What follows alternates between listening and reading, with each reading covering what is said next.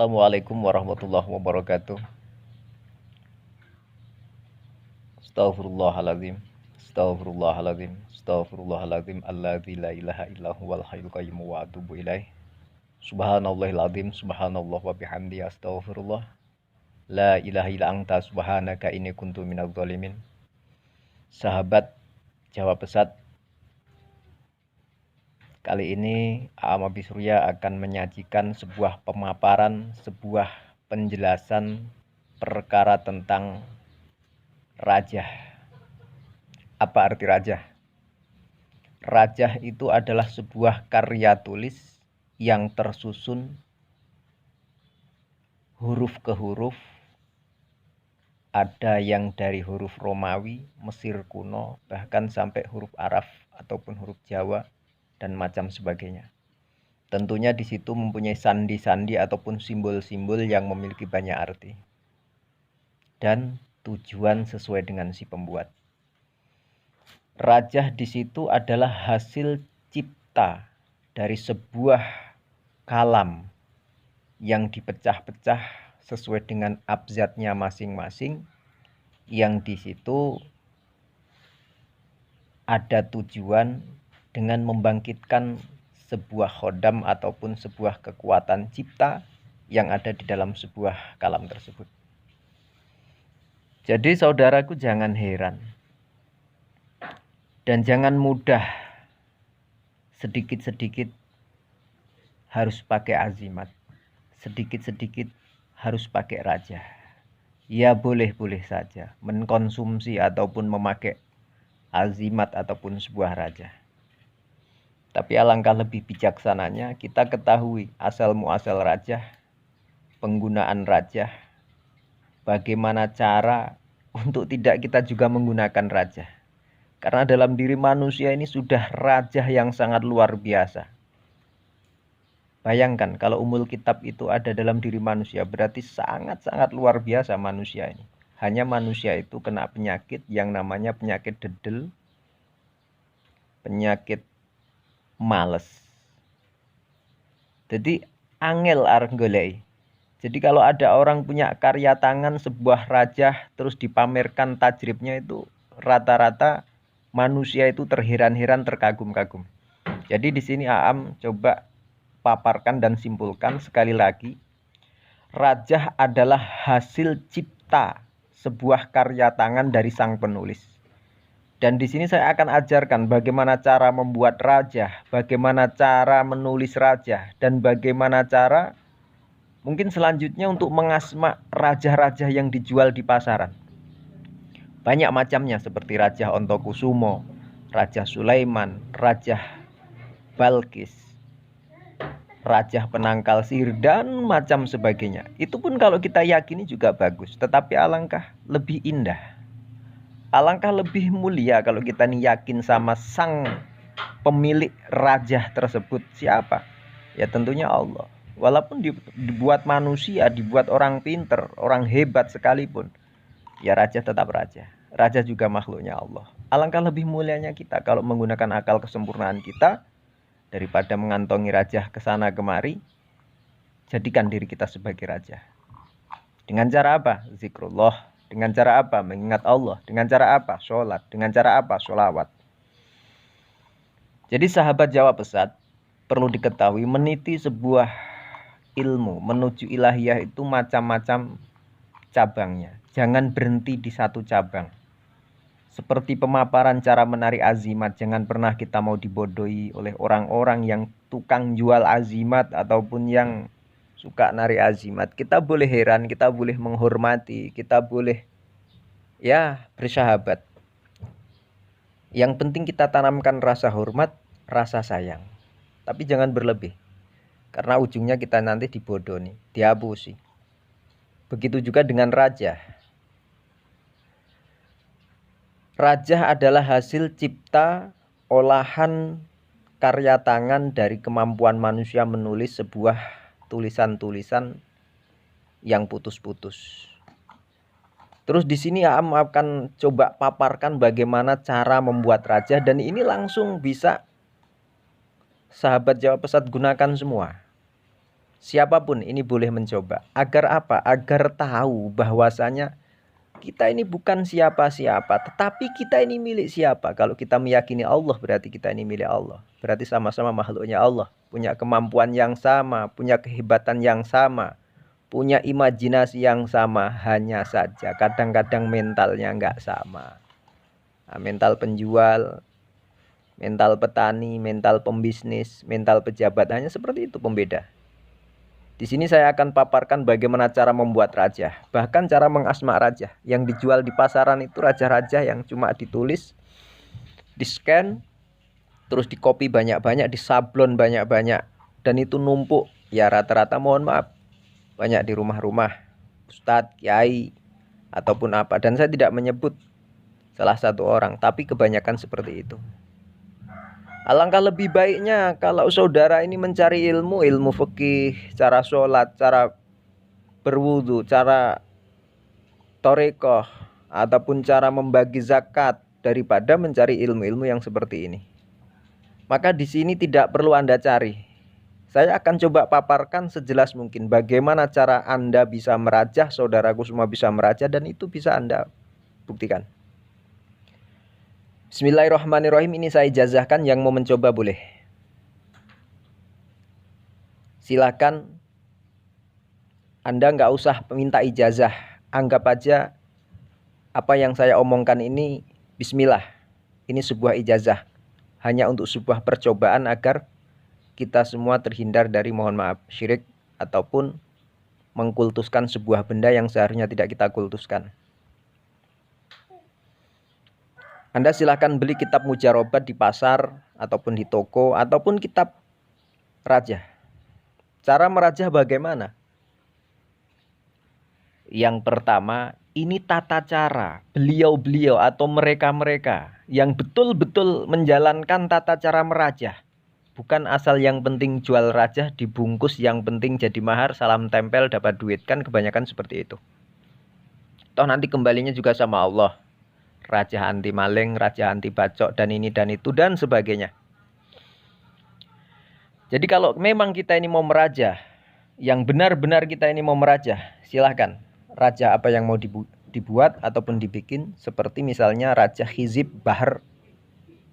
Nah, dari kalimat kaf ha ya ain sod ha mim ain sin kof, itu dibikin raja. Cara merajah bagaimana, Gus? Cara merajah gampang. Hanya kita aja yang kadang-kadang tidak percaya diri, tidak yakin dengan diri kita. Yang pertama, tidak lain, sempurnakan cara wudhunya. Sempurnakan cara wudhunya. Cara wudhu yang benar. Cara wudhu yang benar bagaimana? Tanya dengan guru fikih. Setelah tanya dengan guru fikih, tanya lagi dengan guru tasawuf. Wudhu yang benar. Kalau wudhunya benar, insya Allah niatnya juga benar. Terus sebelum merajah, jalankan sholat 2 rakaat, tentunya sholat hajat. Sholli sunatan hajati. Ra'ataini lillahi ta'ala. Sholat sunnah hajat. Kalau ndak mau kepanjangan, kul ya ayyuhal kafirunnya 10 kali, terus rakaat kedua kulhunya 10 kali, diringkas saja. Rakaat pertama kul ya ayyuhal kafirun 1 kali, rakaat kedua kulhu falak anas. Setelah ba'da salam, silahkan memulai membuat rajah. Tentunya disiapkan dulu alat-alatnya. Alat membuat rajah itu kan murah, ndak mahal. Yang mahal itu apa? Kata-kata si pembuat rajah. Inilah dan itulah. Ini saya buka tripnya. Alat membuat rajah, siapkan kertas HVS, siapkan pena 2B ataupun pensil yang pakai tinta emas juga boleh. Terus dicampur misalnya agar lebih keramat, itu pakai minyak misik ataupun za'faron seperti itu. Minyak itu pun juga tidak mahal. Kalau nggak percaya pesan sama saya, minyaknya murah semua. Banyak yang jual minyak sampai ratusan juta, puluhan juta, itu bohong semua itu. Itu hanya kata-kata si penjual minyak aja. Maksudnya penjual minyak apa? Penjual minyak agar dapat mahar banyak. Jadi siapkan kertas HVS, pena 2B. Terus di situ apa yang perlu Anda ucapkan sebelum merajah? Ini doanya. Dengarkan baik-baik, bisa dipraktekkan. Bismillahirrahmanirrahim. Qul uhiya ilayya annahu istama'a nafarum minal jinni wa bihaqqi kaf ha ya ain shad wa bihaqqi ha mim ain sin qaf. Itu diucapkan 3 kali. Terus lidahnya ditekuk, kalau bahasanya ditekuk nok cetak. Tarik nafas, setiap keluar nafas tuliskan rajah tersebut. Jadi setiap keluar nafas menulis huruf alif, huruf ba, huruf ta, dan sebagainya. Apa yang mau dirajah, misalnya Bismillahirrahmanirrahim ataupun rajah-rajah yang lain. Silahkan nyontek di buku juga nggak apa-apa. Dengan konsentrasi penuh, kekuatan cipta, rasa, karsa, jiwa menyatu dengan tujuan rajah yang dibuat tersebut. Nah, setelah selesai, tentunya rajah itu harus ditindih pakai minyak, kan seperti itu ya. Belikan aja minyak-minyak itu yang di pasar itu, yang 5.000 apa yang 10.000 itu, minyaknya kan nggak mahal, dikasih minyak. Terus saat melipat rajah, sebelum rajah itu dilipat, banyak doanya macam-macam, tapi cuma ngambil satu titik aja, satu poin aja, yaitu sholawat. Bacakan sholawat Allahumma sholli ala sayyidina Muhammad wa ala ali sayyidina Muhammad 3 kali, terus dilipat. Itu sambil ngucap, itu sambil melipat rajah. Setelah itu, rajah itu malamnya bisa didoakan, bisa diasma, ataupun diisi lagi. Atau kalau enggak, langsung enggak apa-apa. Jadi cara kita sebelum membuat rajah, kalau memang benar-benar mau dibuat yang benar, itu kita puasa dulu. Selasa, Rabu, Kamis kita puasa. Malam Jumat, tepat jam 12 malam yang bagus, kita mulai merajah. Ini untuk uji coba diri kita sendiri. Coba rajah apa misalnya gitu.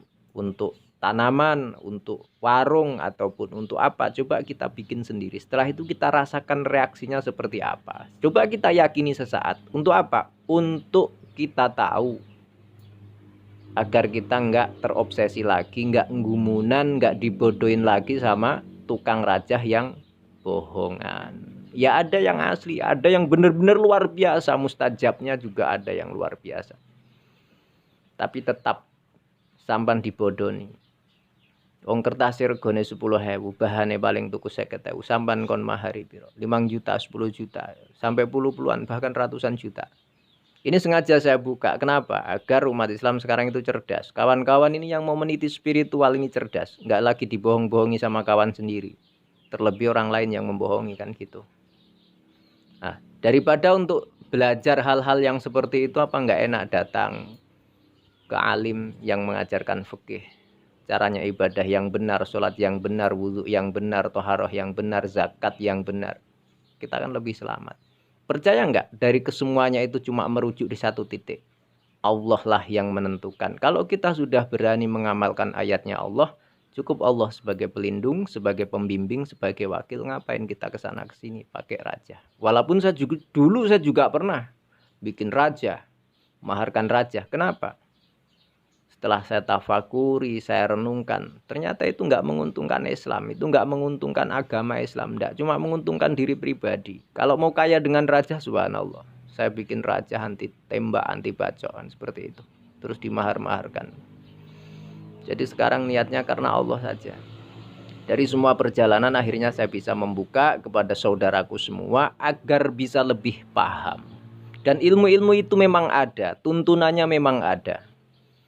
Jadi sekali lagi saya ijazahkan kalau ada yang ingin mencoba membuat rajah, silahkan puasa.